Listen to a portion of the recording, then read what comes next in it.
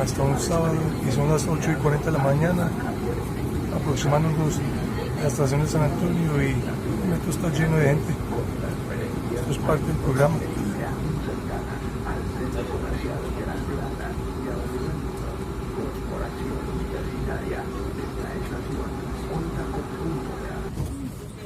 Por lo menos no es tan loco como en semana que la gente está empujando para salir o para entrar.